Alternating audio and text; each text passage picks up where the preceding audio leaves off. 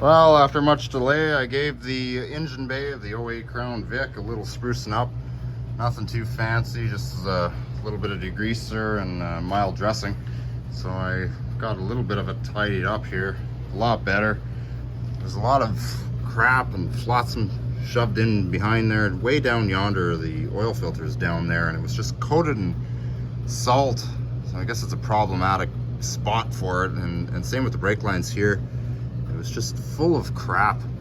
I power washed all that hazardous calcium infested nonsense out of there and just kind of gave it a little bit of a cleaning. Got the plastics all shined up. It's starting to dry a little bit, but still you can tell even where it is dry now how good the degrease or the dressing is. Leaves it nice and black. The wiring is all nice and clean, all the black, the hoses, you know, and everything. It's just really good stuff. Really good stuff. That's all tidied up. Gave it a quick little wax too tonight. It took me a while. There was a bit of an issue with the water pump. It had froze. There was a couple cold nights there a while back. Got a little bit of overspray on the window. That's okay. Just hit it with the windshield wipers. And but anyhow, you know, we're doing not too bad. She's all nice and shined up there. Roads seem to be a little bit dry. So we'll see how long it stays clean. We're in the middle of March now, so hopefully all goes good. Stay somewhat clean for the most part. Chrome was nice and shiny too. Yeah, looks good. That's good. I gotta rush home now. I got my young lad here with me, and well, it's getting really close to his bedtime. I got a 40-minute drive ahead of me. But anyway, I'll leave it at that for today. Regroup, get some rest, come back at it in the morning. It's supposed to be nice and mild tomorrow again. Got a little bit done to the rims as well. There's some curb rash on there. I'm gonna try and buff it a little bit just to make it a little nicer, but it's not gonna be perfect. But there's some scratches. I'm hopeful that'll come out. And then along here, I got it cleaned up pretty darn good.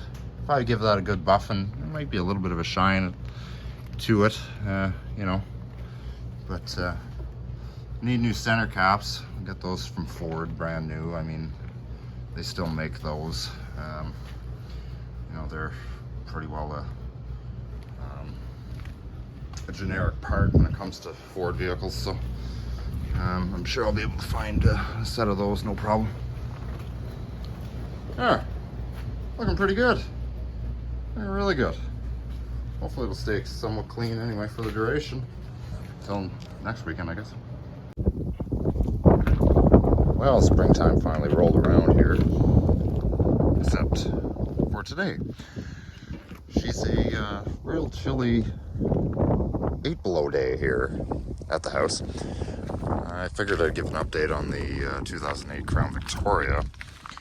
And maybe if there's enough time, we'll do one on the 04 Avalanche. It hasn't been going much. The price of gasoline lately, it's just gotten too far out of control that I really can't drive it anymore. So everything's all repaired that I needed to get done to it. I tried to clean it up as best I could as well, but you know, trying to keep a vehicle clean and this time of year is very difficult. Got some of my young lad's clothes in here still. Go ahead and start it up. Got the engine cleaned up.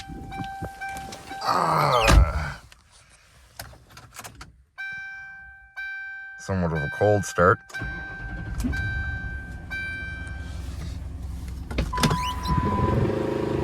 The blower motor is shot. Holy frick. It makes a bunch of grumpy noises.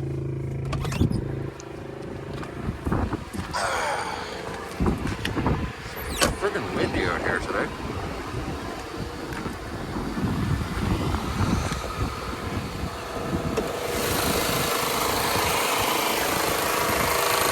Here, that blower motor is absolutely shot.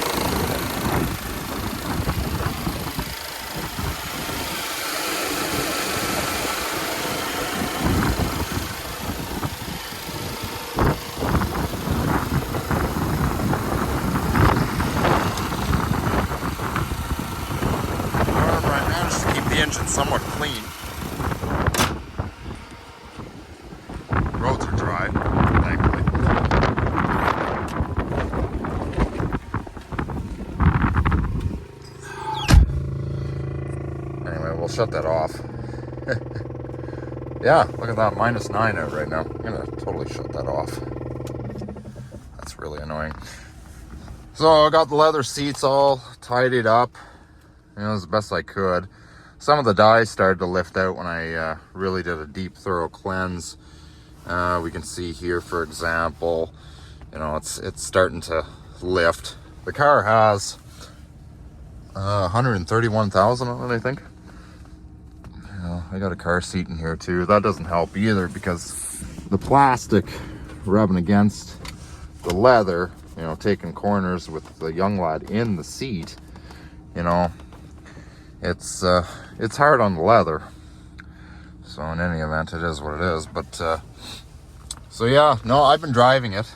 It's been, fuel economy is great. I mean, let's say for example I got half a tank left in it. If I cycle through the onboard diagnostic here, so I got 133,000 on it, and so far I got 215 miles on the clock currently on that particular trip.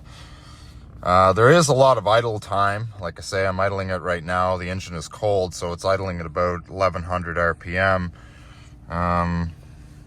But so far, everything's been going great with it. Fuel economy wise, I can push about 550 a tank. Once I get to about half a tank, the fuel gauge drops pretty quick. So obviously the lower half is lower than, anyway.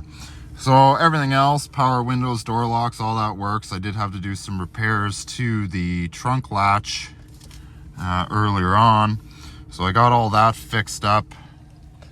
But other than that, no, it's a great riding vehicle. I have brand new all-season tires on the way for it. The all-season tires that came with it are pretty well shot, along with the blower motor. So that's the only other repair I got to make. Plus, there's absolutely no vacuum to this whatsoever. So the Ford vehicles, a lot of Ford vehicles, if there was a problem with these touchscreen climate control systems, kind of like what the Buicks had and all that, it would default to defrost.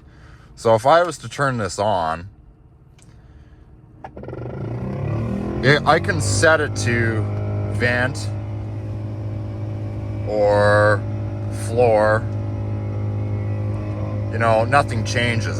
It's absolutely defaulted right to the defroster vent, and that was basically a safety feature. If this, for whatever reason, had an issue, it would default to defrost, so that you could still see where you're going. You could have heat in the car. The only problem is that at my age, when there's heat blowing on you, blowing across the windshield and into your face and into your eyeballs, you tend to get a little sleepy, especially after a long day's work. So I need to fix that. This whole module, this whole head unit here needs to be replaced. This is in fact bad, even though you swear that it functions perfectly fine. The display works. The temperature control is fully operational. Like, for example, I could change the temperature. I could turn on air conditioning and the air conditioner cycles, but the head unit refuses to send out vacuum to its various ports and what have you, that it won't actually function, and that's because of the head unit itself. So it needs to be replaced, and those units are about $500. So that's the only downside with the car right now, as of today. I won't be replacing this anytime soon, not until about July.